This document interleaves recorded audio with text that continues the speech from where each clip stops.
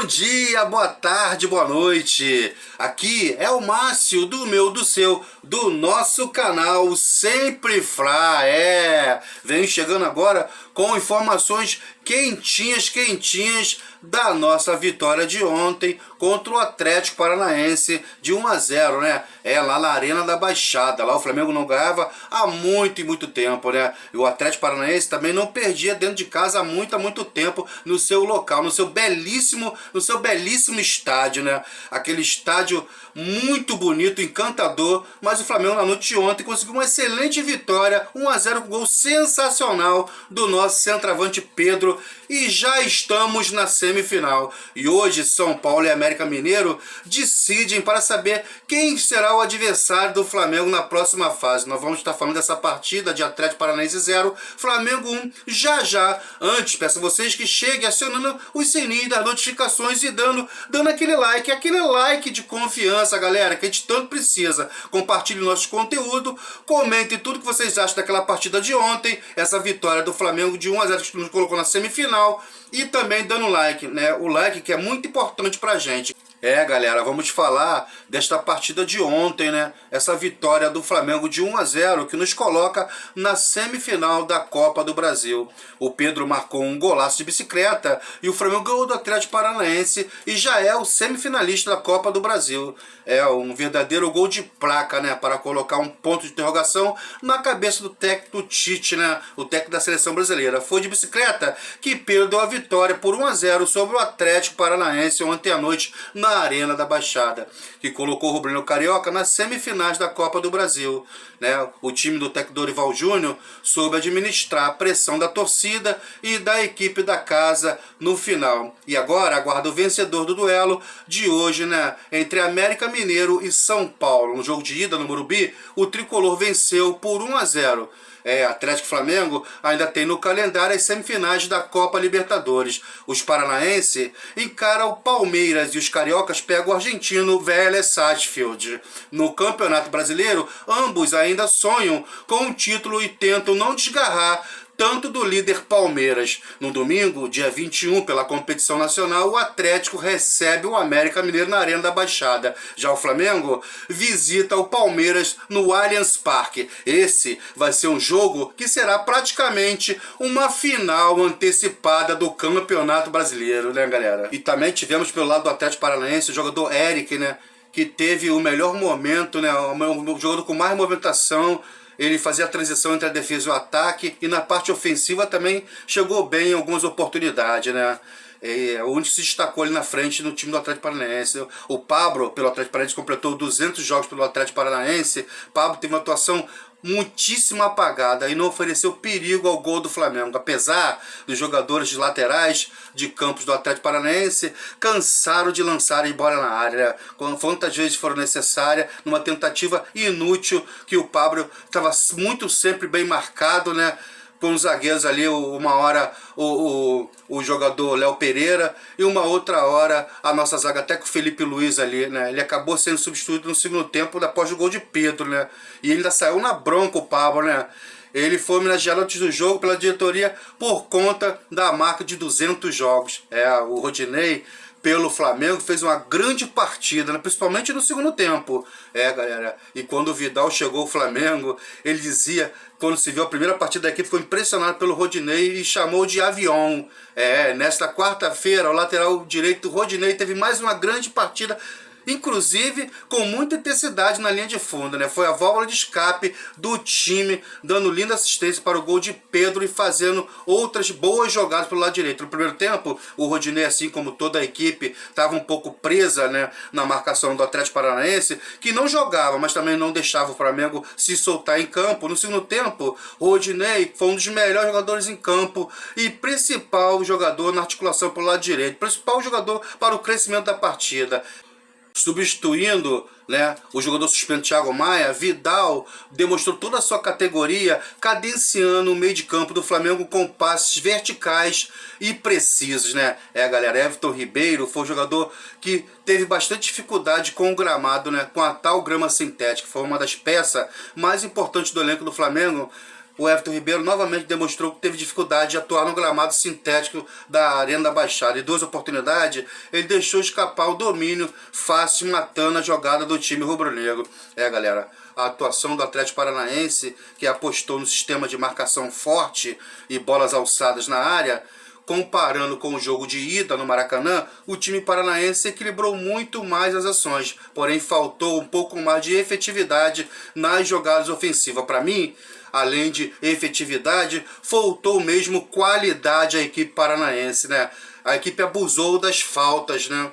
A equipe do treinador Felipão começou de maneira muito intensa, confundindo raça, né, com a violência. E o Flamengo não teve uma noite tão brilhante assim como o torcedor se acostumava a ver. No entanto, o time do técnico Dorival Júnior foi o que mais efetivo teve dentro de campo, né?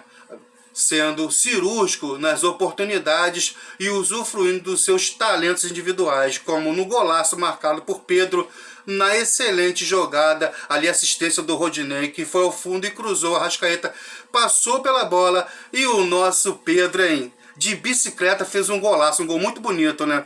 No fim, o Flamengo excessivamente foi recuando e passou aquele sufocozinho no final do jogo, galera. Aquele sufocozinho de final de partida, né? Mas o Flamengo soube segurar a pressãozinha. O Flamengo jogou uma partida com muita inteligência, né? Depois que o Flamengo fez o gol, então, o Atlético Paranaense saiu mais pro jogo e o Flamengo numa jogada sensacional no contra-ataque ali com o Pedro, que o Pedro até podia ter feito o segundo gol ou tentado chutar pro gol, rolou ali pro nosso Gabigol, de cara pro gol, perdeu um gol incrível jogando aos pés da trave. O Gabigol é um jogador importantíssimo ali na movimentação, né? Ele tá sempre de cara pro gol, né? Ele precisa um pouquinho treinar finalização, porque de resto é um jogador que tem muita qualidade, mas muita qualidade mesmo, né? Galera, e não deixou de ser uma classificação dramática, né? Essa classificação na Arena da Baixada, né? Por fatores ali que o Flamengo jogou muito mais, mas o Flamengo apanhou feito boi ladrão. E a vitória foram de quem jogou melhor o futebol contra quem só mandava dar pancada. Foi isso que o Filipão fez ontem no caso, né? Foi impressionante como o Fernandinho, tão elogiado, né, por ter jogado no Manchester City, um jogador de qualidade, veio para cá e se tornou um açougueiro. Foi desleal, deu 2 pancadas sem bola, uma no Gabigol e uma outra no Vidal. Se tivesse tomado amarelo no primeiro lance, era para ter sido expulso na segunda falta. É inadmissível um time entrando para jogar bola e o outro entrou só para dar pancada. Venceu o futebol que entrou em campo para jogar bola e não para que dar pancada nem lutar MMA. Felipão foi muito bem desclassificado e nessas horas o Felipão mostra que é um técnico totalmente ultrapassado, que mandou bater sem dó e nem piedade. Achei também o Rafael Claus muito omisso. Ele foi contemporaneizando o Atlético, foi batendo o tempo todo. Esses expedientes de jogo são característicos do nosso Felipão, né? Ele consegue fazer o time confundir raça, disposição com violência, né? A verdade é essa. As faltas duras dos jogadores do Atlético Paranaense no início da partida tiveram tentando intimidar de alguma forma os jogadores do Flamengo, mas sem sucesso, né? Aquele início do Atlético Paranaense foi muito feio. O Fernandinho e o Terãs, que é um jogador uruguaio, que tem a qualidade, né? Que não precisa, né, fazer essas jogadas de violência, né? É um jogador ali que dá aquelas entradas por trás, aquelas paulistinhas, aquelas raspadinhas, aquelas cotoveladas, entrada por trás. São faltas para intimidar e machucar, né? É típico do futebol mesmo. A intenção foi transformar aquilo ali num caldeirão e intimidar o time do Flamengo com as pancadas. A verdade é essa, né? Foi muito feio para o Atlético Paranaense, que em casa disputando o G4 do Brasileirão, né, uma semifinal de Libertadores, tinham condições de fazer um jogo de igual para igual com o Flamengo, se reduzia a isso aí e tomou um golaço ainda do Pedro para mostrar o que é futebol e o que é futebol arte, né, galera? A verdade é essa mais uma vez. Galera, lembrando que em seu primeiro tempo o Atlético Paranaense aplicou a marcação muito dura, né, que muitas vezes encambou para faltas consecutivas. Após uma sequência delas, Terãs, né, que recebeu cartão amarelo do ato Rafael Claus. e na etapa inicial foi marcado por um jogo muito truncado, com poucas oportunidades para ambos os lados. Nem Atlético Paranaense, nem o Clube de Regatas do Flamengo, né, tiveram grande chance de gol. E os goleiros Bentos e Santos tiveram pouco trabalho, né? Logo aos 11 minutos do segundo tempo, Rodinei foi à linha de fundo e fez um lindo cruzamento para Pedro, que de bicicleta fez um verdadeiro golaço na Arena da Baixada, abrindo para cá e selando o gol da vitória, né? 1-0 sobre o Atlético Paranaense. E aos 30 minutos do segundo tempo, o Flamengo teve a oportunidade de fechar o caixão paranaense no contra-ataque, em que Pedro serviu o Gabigol de forma açucarada, o camisa 9 de frente para o gol e quase na pequena área chutou no pé da trave esquerda do goleiro Bento. Lembrando também que o jogador Bruno Henrique, se recuperando de uma cirurgia no joelho direito, que o fará retornar somente o ano que vem. Bruno Henrique demonstrou estar atento ao jogo e não poupou a cornetada ao Rafael Claus em seu perfil no Twitter. Furioso, ele detornou, né? Esse fraco do Claus estava mandado. Podem ficar de olho nesse cara. Clube de Regatas do Flamengo, né? Minutos depois o atacante apagou a postagem. Galera. Lembrando também que o zagueiro Davi Luiz e o volante Thiago Maia não puderam atuar no jogo de hoje, né? De ontem, por estarem suspensos. Davi Luiz foi suspenso no jogo de ida no Maracanã, por ter xingado o árbitro. E já Thiago Maia recebeu o terceiro cartão amarelo, né? Galera, o Flamengo também começou o jogo, né, estudando muito o adversário, né? O Atlético Paranaense, né, saindo mais pro jogo, né, tentando fazer o resultado, mas não tinha como. Na verdade, o Atlético Paranaense não tinha qualidade mesmo, né, para enfrentar o Flamengo de igual para igual, né? E não conseguiu furar também aquela retranca do Flamengo, aquela zaga bem armada ali, né? Fabrício Bruno ao lado do Léo Pereira, um monstro, né? Se tornando ele um dos melhores zagueiros ali. O Felipe Luiz não apoiava tanto, mas do meio campo para trás estava marcando bem ali, fazendo a cobertura do João Gomes, a subida do Vidal também, né? E sempre ficava ali mais plantado o Felipe Luiz. Pelo lado direito, o Rodinei, que não fez uma grande partida no primeiro tempo, com pouca intensidade, mas também não comprometeu, não fez uma grande partida no primeiro tempo, porque a marcação do Atlético Paranaense estava muito efetiva, né? Mas no segundo tempo, o Rodinei soltou bastante e foi um dos grandes jogadores da partida no segundo tempo, né? Como o nosso Vidal, né? Nosso Vidal tomando conta ali com muita personalidade no meio de campo, muita experiência, né? Abaixo do time, mais uma vez eu vou falar para vocês, foi o Everton Ribeiro, que brigava o tempo todo com a grama sintética, mas é um jogador que a gente sabe que tem muita qualidade técnica, que tem hora da partida que destoava com uma jogada aqui e outra ali. O Arrascaeta também muito aquém, né, do que pode se jogar, foi o ponto baixo, foi o Arrascaeta e o Everton Ribeiro, né? Gabigol sempre com aquela movimentação de sempre, perdendo aqueles gols, oportunidade ele sempre tem, mas sempre tocando de trivela aqui, tocando de trivela ali, mostrando que é um jogador que é bem diferenciado, que tem muita qualidade. O problema do Gabigol é quando está de cara pro gol. O Gabigol, ele precisa treinar a finalização, né? Muita finalização, porque de resto ele faz tudo de maneira perfeita, até procurar o seu espaço dentro de campo, ele sabe, recebe sempre aquelas bolas açucaradas que é enfiada para ele, que ele entra ali por trás do zagueiro, que ele entra como um facão.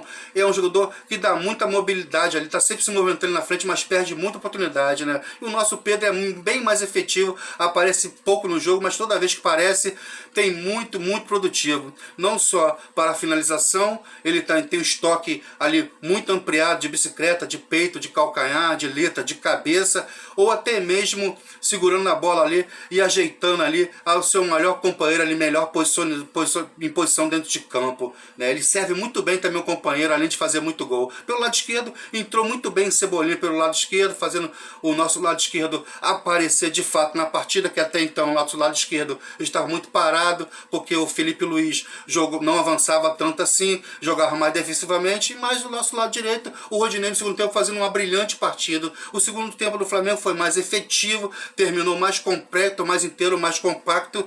É um time que tem um elenco imenso, né? O Atlético Paranaense não teve nem time, nem teve elenco. Na verdade, faltou capacidade técnica para mim, ao meu ver, capacidade de jogador ali e de talento na parte da frente do Atlético Paranaense. Uma parte ali muito pesada com o Pablo, né, que para mim não é um grande jogador, quase parou aqui no Flamengo, né? Quase esteve aqui no Flamengo, hein? Felizmente não veio para cá, porque não teria sucesso. É um jogador muito parado, é um jogador que as melhores jogadas são jogadas aéreas, lançado na área, mas para isso ele precisa se movimentar mais. O jogador parece estar muito pesadão, ele parece estar fora de ritmo de jogo, parece estar um pouco pesado, a impressão que se dá.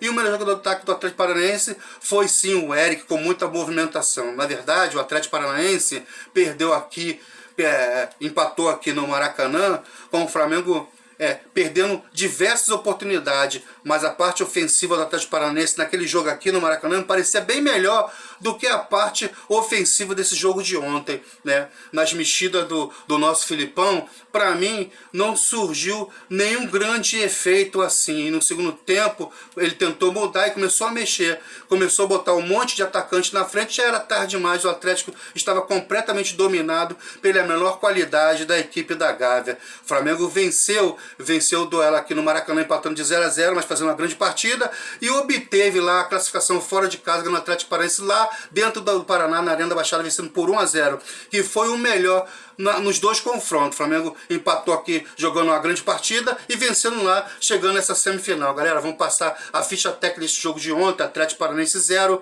Flamengo 1. É o local Arena da Baixada, o árbitro da partida Rafael Claus, da FIFA de São Paulo, seus auxiliares Danilo Ricardo Simão Maniz e Neuza Inês, também de São Paulo. O árbitro do VAR, Rodrigo Clarice Ferreira, de São Paulo. Cartões amarelos para Terãs, Fernandinho Hugo Moura, Pedro Henrique pelo Atlético Paranaense e João Gomes pelo Flamengo.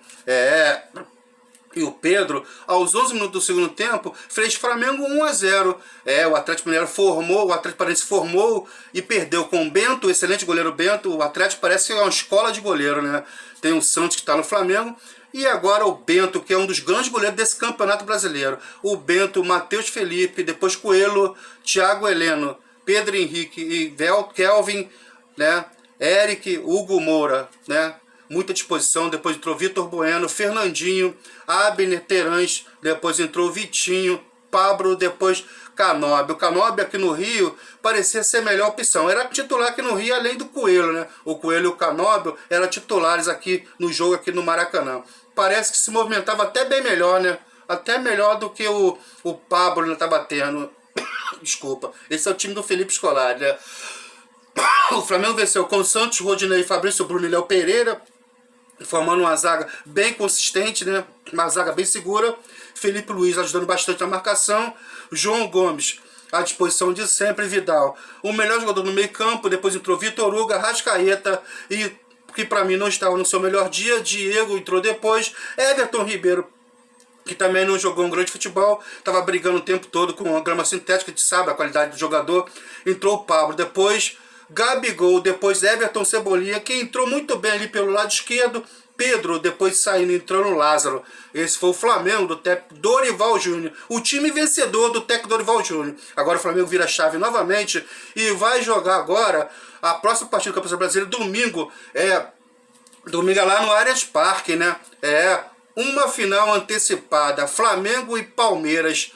Domingo, um jogão de bola. Espero que o Flamengo e o Dorival Júnior coloque o que tiver de melhor para jogar contra o Palmeiras, porque o Flamengo está em segundo lugar, com 9 pontos atrás do Palmeiras, e uma vitória seria importantíssima nas nossas pretensões a nível de campeonato brasileiro, né? A sonhar com o título brasileiro. Isso é um confronto mais que direto, é uma final antecipada, e o Flamengo precisa desses 3 pontos, porque já na quarta-feira que vem, já teremos o primeiro jogo da semifinal da Copa do Brasil. Galera, tem todos os jogos aí a nível de importância, né? O Flamengo terá 8 jogos decisivos, não pode nem sonhar desculpa, em perder partida nenhuma. Copa do Brasil, Libertadores e Campeonato Brasileiro. Mas essas são outras histórias que são não escritas ainda. E a gente vamos ajudar a fazer essa história daí pra frente. Vou ficando por aqui. Um beijo no coração de vocês. Peço a vocês que cheguem dando like, dando aquele like de confiança, compartilhando os nossos conteúdos e acionando o sininho das notificações, né? Peço desculpa a vocês, estou gripado, estou com a tosse seca. Isso aí, a população toda do Brasil aparece com isso, principalmente a do Rio de Janeiro. Todo mundo com essa respiração, com essa gripe, com essa tosse seca, essa mudança de temperatura. Todos nós estamos um pouquinho com isso aí, mas não impede da gente fazer aqui as nossas matérias e continuar com o nosso trabalho. Um beijo no coração de vocês. Peço desculpa pela rouquidão, peço desculpa pela minha tosse seca, mas esse aí é um material com muito carinho que eu deixo para todos vocês. Um beijo no coração de vocês. Isso aqui, ó, é sempre Frá. Valeu?